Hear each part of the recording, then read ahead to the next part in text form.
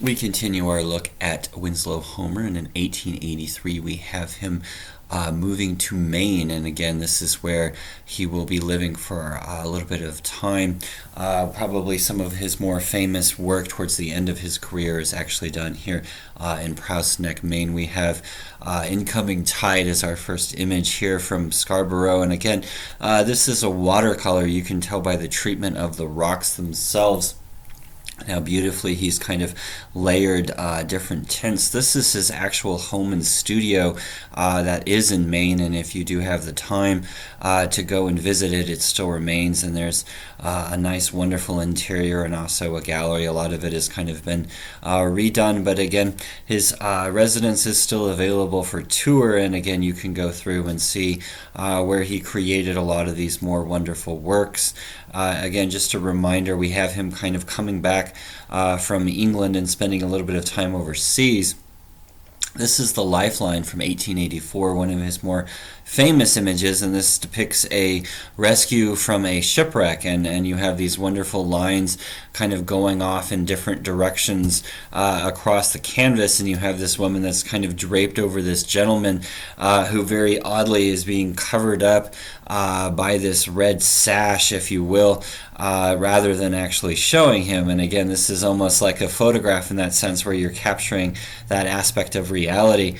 The Red Canoe from 1884, we're going into kind of a different body of his work, and these are these outdoor themed works. And again, as we get closer to 1900, there was this big kind of call for this type of artwork, but again, really beautiful use of watercolor, especially in the background.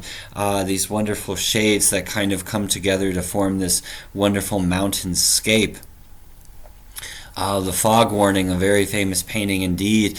Again, we have this fisherman with an abundance, but he looks off in the distance and he sees the boat he needs to get to return home, and he also sees that it is, of course, being swallowed up by the fog. So this is one of these paintings where you look and you think about the abundance you have, but at what cost? What will it at the end of the day, what will it contribute to in terms of your life?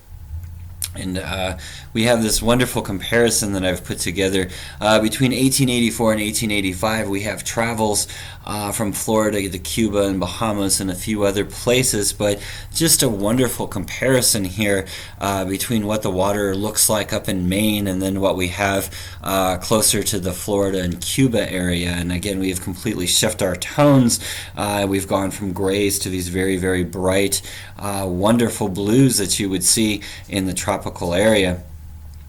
From 1887, The Farmer Boy, and again, just a wonderful use of color as we look at these wonderful blues in connection with these giant orange pumpkins, and again, the simple thematic that we see from Homer, these kind of looking into everyday life as we would think of it, the everyday class of citizens that we have in this country.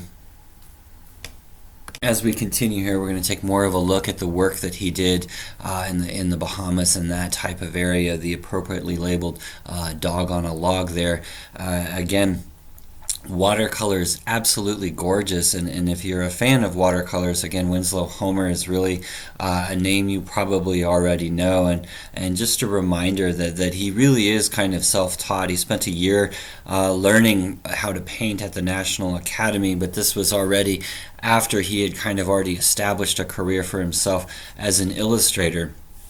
Few more of these images from more of a lush kind of environment. This is actually from Bermuda with Bungalow, but again, just showing the range of colors that he can have within his work. And this is another thing we kind of see common with a lot of early American artists, is this idea of travel.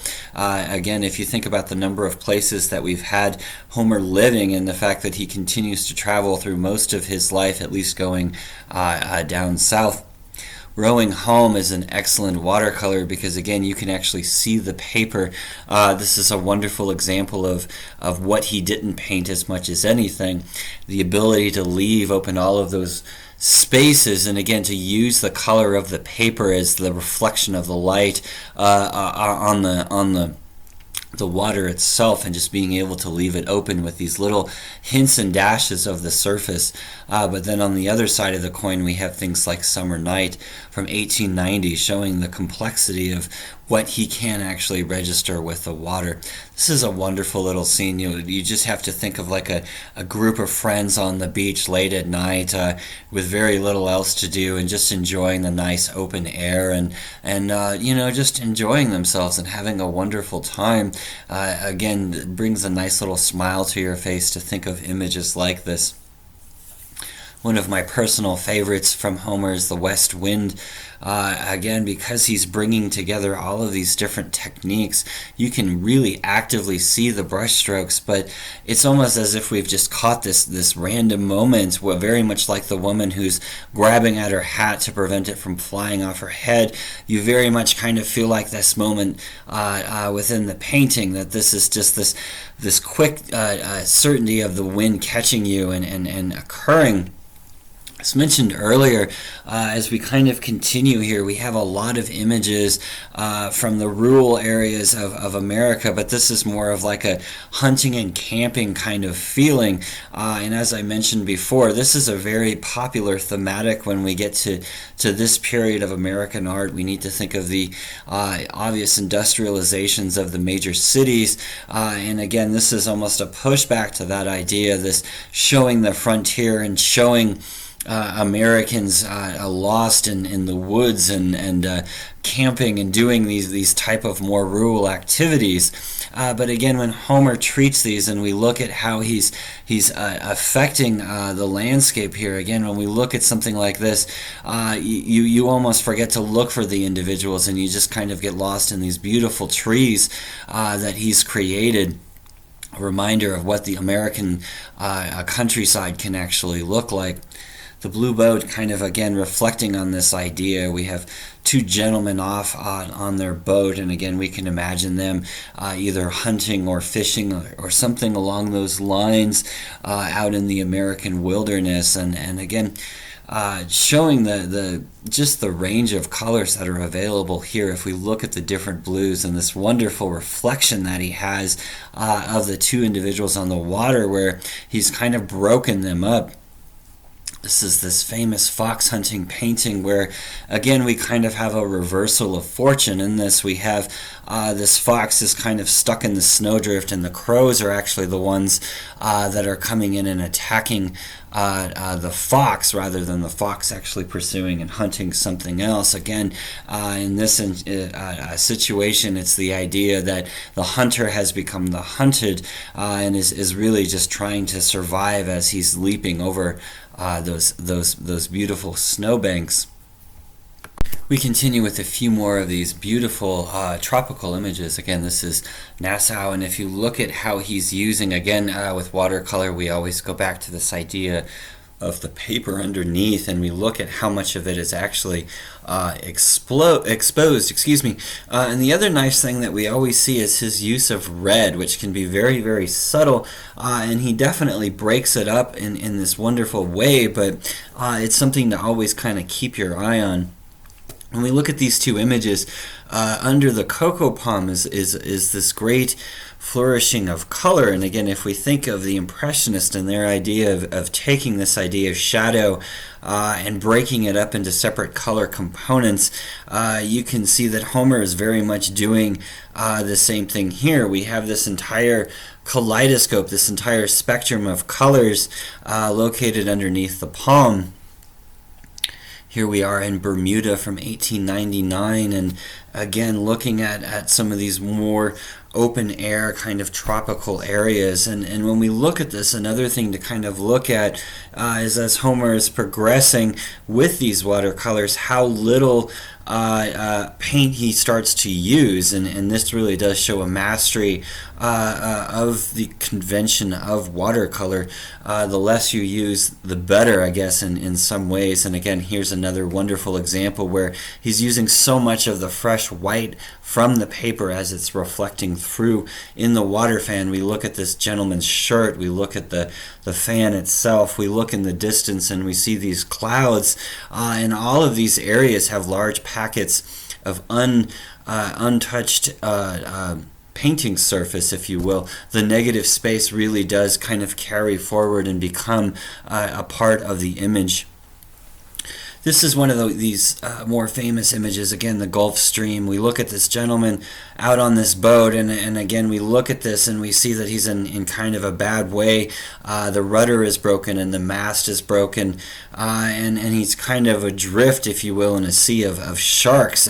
Very, very large mouth in front of us. If we look off in the distance, we see on the left side we have a ship off in the distance, and on the right, most likely a water spout, again, creating this idea of real peril.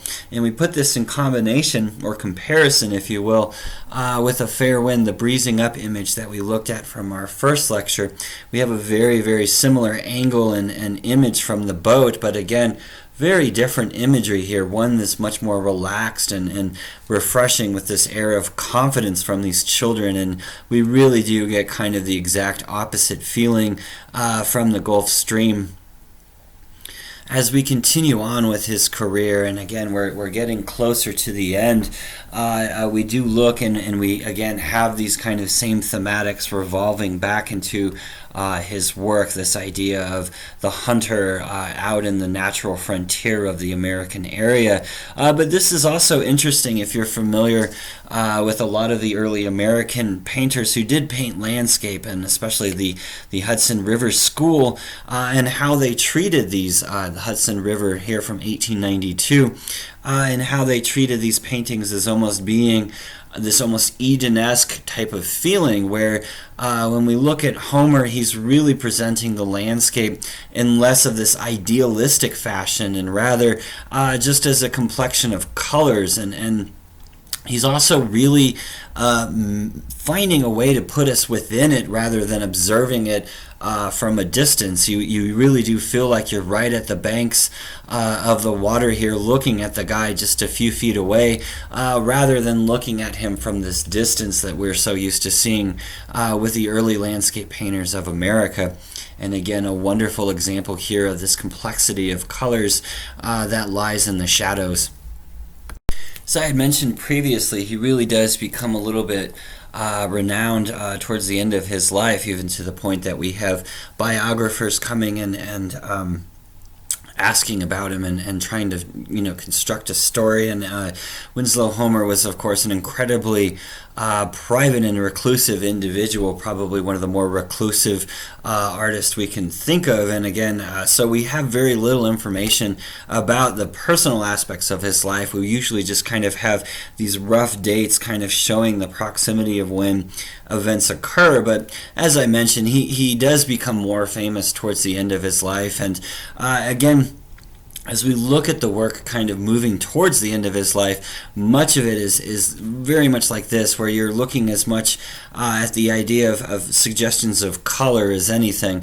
And he's really kind of just using this landscape as a method to explore these wonderful color variations. We look off at this wonderful sunset that we see in the distance, and the complexity of tangerines and blues and very bright yellows that he puts in there as well.